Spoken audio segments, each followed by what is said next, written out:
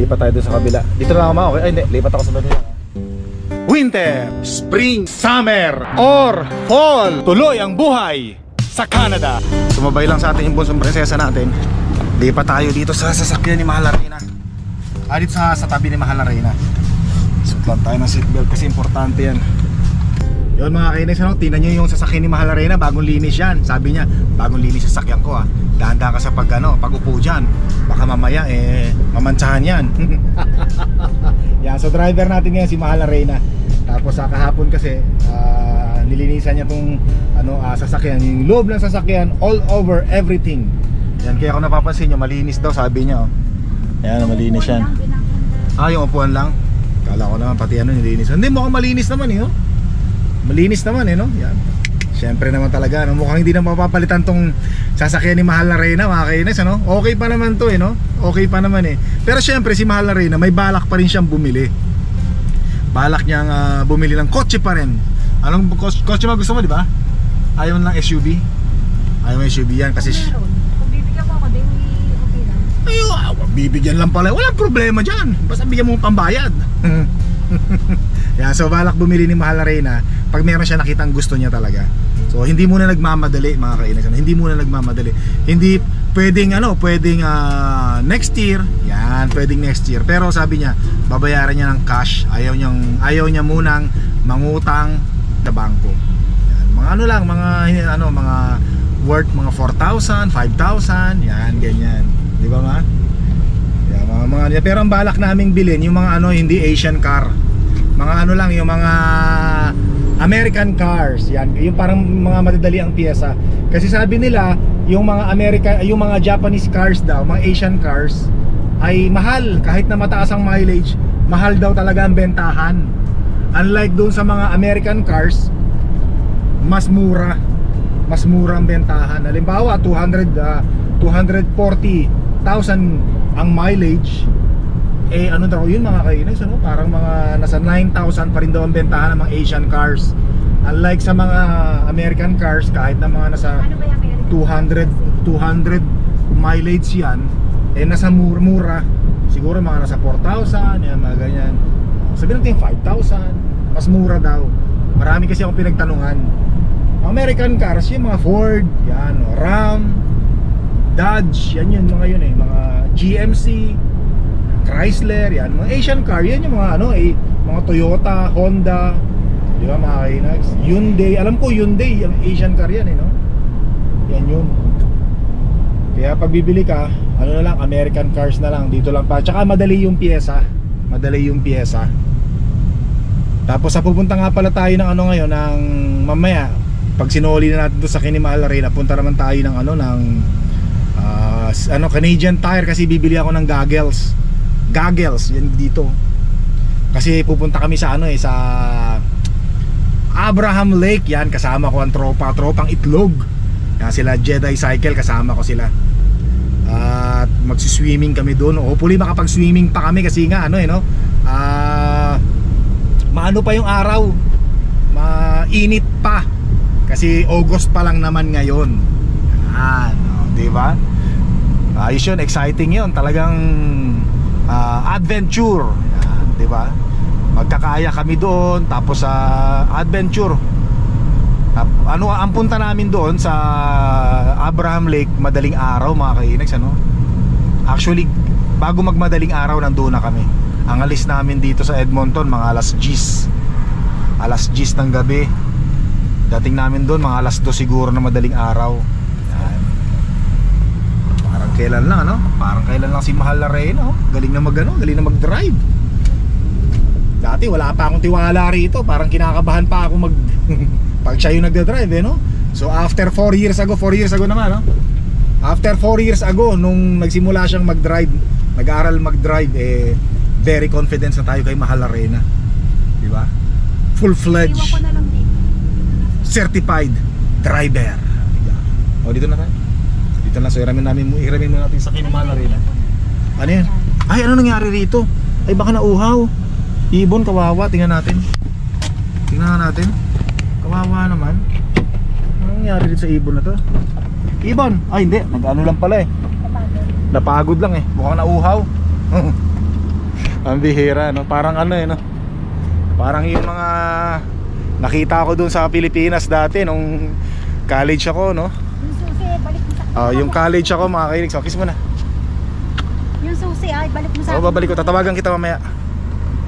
Parang nung college ako sa Maynila, no? May mga namamalimos. Pilay. Ay, nakabukas to Pilay. Sige ma, I love you Lagi mo tatang mahal na mahal kita sige na, bye-bye. Pilay, namamalimos. Tapos nagalit sa kanya yung driver, sasagasaan siya. Yung pala yung mga driver, alam nila yung mga nanloloko lang sa sa mga daan, sa mga kalye, no? Yung sasagasaan niya sana, biglang tumayo yung pilay, tumabi. Nagulat ako nun, mga kainag, no? Ang bihira, totoo pala yung mga ganon.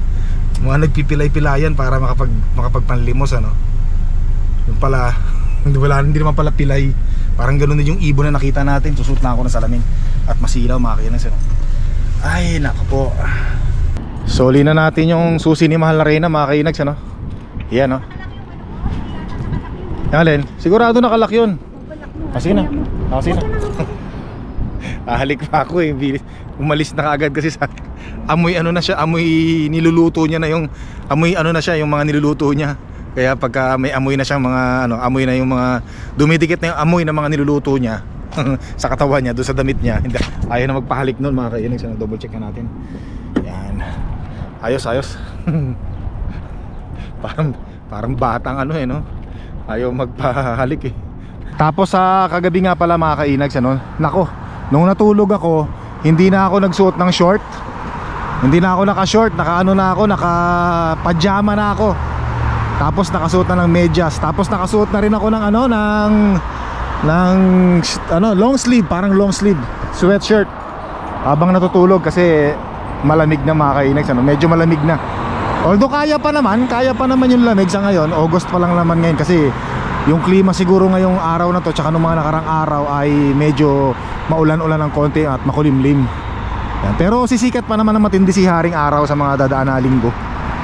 Yan, dito tayo. Yan, masarap maglakad ngayon, kasi hindi sobrang mainit ngayong araw na to, kaya napakasarap maglakad. Yan, mga sasakyan under the bridge. Hoy, may makasalubong tayo. Yan. Masarap maglakad dito. Gustong ko naglalakad dito, mga kainag, kasi parang nare-relax talaga ako. Talagang feel ko talaga kasi nakikita ko yung mga tanawin habang naglalakad. Tapos importante, hindi siya mainit. Relax. Ito yung isa sa mga pinaka-relax na araw, pinaka-cool na araw, yung hindi malamig, hindi naman sobrang init. Tapos day off ka pa. Naku, napakasarap, mga kainag. Yun ang pinakamasarap doon. Ay, ano to? Mga bunga, tingnan niyo yung mga bunga, mga kainis. Parang to, nakakain ba to? Mukhang hindi naman nakakain to, no? Yan, hindi nakakain yan. Kasi kung nakakain to, ubos na to, sigurado. Yan, pwede kayo mag-comment, mga kainis, kung nakakain nyo na hindi doon sa mga nakakaalam. Kasi pag sinabi nyo nakakain yan, abay interesado. Pero syempre hindi ko pa rin kakainin yan pag sinabi nyo pwede kainin nyo. Baka yung iba sa inyo luloko lang ako pagka, sige kainin mo yung inags, subukan mo kainin. Baka bumula bibig natin dyan. Ang bihira, mahirap na. Ay, Diyos ko, day. Patay tayo rito, maambon pa, mga kainags. Patay maambon pa. Patay. Hindi ako nakapagdala ng pantakip sa tapalodo natin. Sa ulo, delikado. Ayan ako, nakikita nyo, di ba yung patak ng ambon ng ulan sa daan. Nako, yari. Wag sanang lumakas ang ulan. Ambon lang. Pero sabi nga nila yung ambon nga raw ang delikado pag nabasa ang bunbunan natin. Tapos walang tapalodo, patay tayo dyan, baka magkasipon tayo. Pero yung mga Canadian, mga kainags, pagka umaambon dito, tapos nakita kang nagtatakip ng ulo mo, tatawanan ka. Bakit daw tayo nagtatakip ng ulo? Bababasa rin naman daw tayo. Bihira. Buti naman mga kainags, ano, yung ambon hindi na tumuloy. Safe na tayo, malapit na tayo sa bahay natin. Kailangan ko na rin bumili ng ano, no, ng wiper. Sira na yung wiper ko, ito yun, no. Kaya kita nyo, hiwalay na yung ano, hiwalay na yung nag-split na.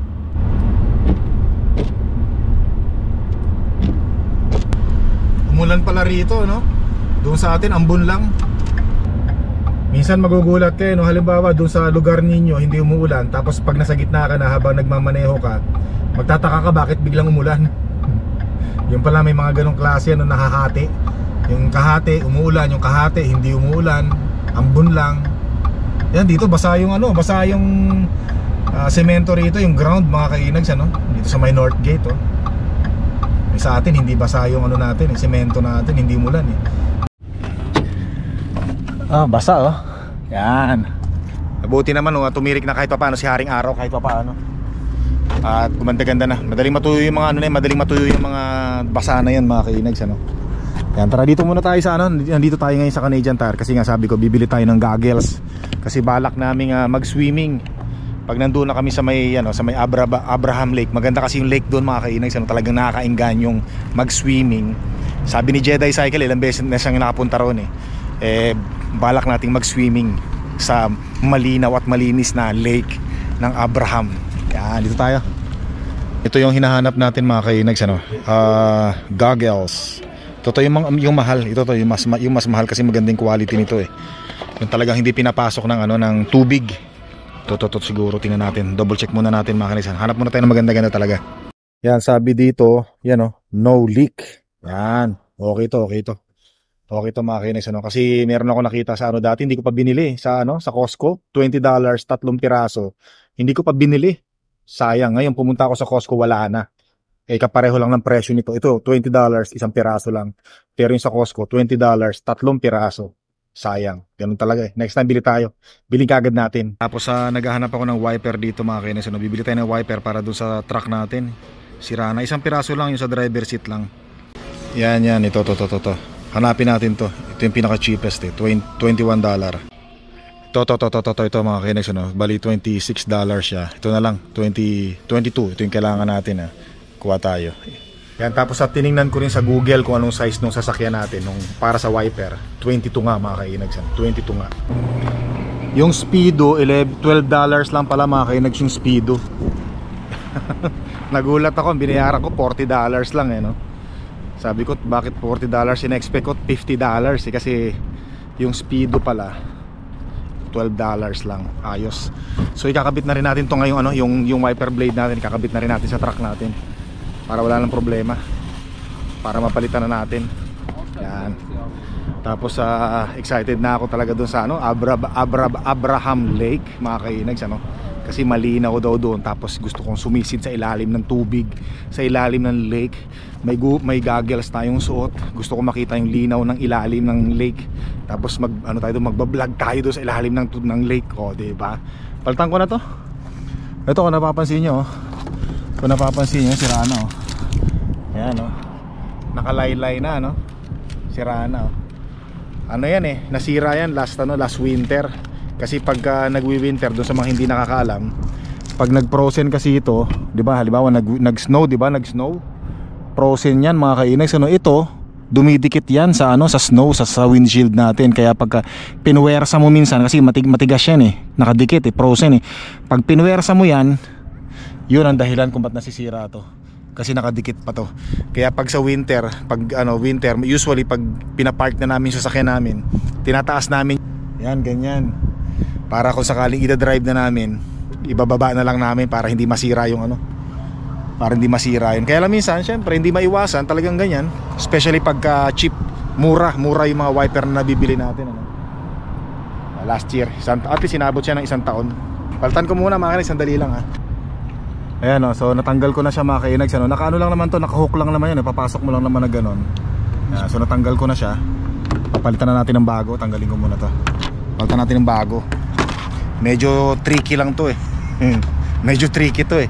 Minsan pagka hindi ka nasanay kung paano ikabit to no, aabutin ka ng siyam-siyam bago mo may kabit Nangyari din sa akin yan Ito, angat mo lang yan yan. Tapos syempre gagano mo lang yan papasok mo lang dito. Pasok, ganyan yan. Ayan. Pasok natin. Yun. So, dapat sagad na sagad mga kainags Yan. So nakalock siya. Dapat mag-click. May marinig yung click. Subukan natin. Yun. Lapat na lapat. Ay, tanggalin pala muna natin to. Itong dilaw natatanggal to. Tanggalin muna natin yung dilaw. Yan. Tanggalin ko lang muna yung dilaw Yan ayusin natin. Baka masira pa Yan. Yan yung blade nya Yun. Cover sa blade nya to Ngayon, ito yung sasalamin natin. Yan, sasalamin natin babagsak. Yan. Tara, subukan natin. Lagay ko muna to dito. Ayos, dali lang. Dati hirap na hirap ako Naabot ako ng isang oras. Tapos sabi ko, teka muna, search ko muna sa YouTube kung paano ikabit to. Ito na yung basura natin. Goggles natin, ayan. Tapos tingnan natin mga kinis Pakita ko sa inyo. Yun diba? Smooth na smooth. Smooth na smooth ang performance. Ayos Ganda. So yung kaliwa, napalitan na rin natin yan. Itong taon lang din. Siguro mga buwan ng Abril Ganda. Ganda na Smooth na smooth. Yan. Ayos.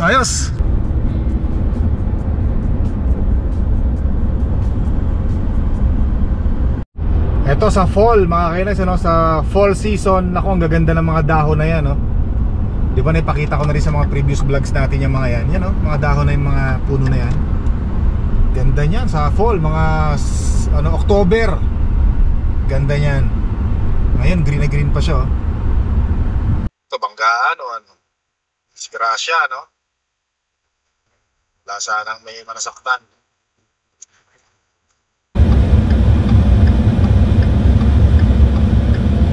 Ay, nako. Kaya magandang araw ulit sa inyo mga kainags Nako nakakatamad. Ganun talaga pagka unang araw ng pasok, pagka day off Teka muna at magpapa-relax muna ako mga kainags. Sandali lang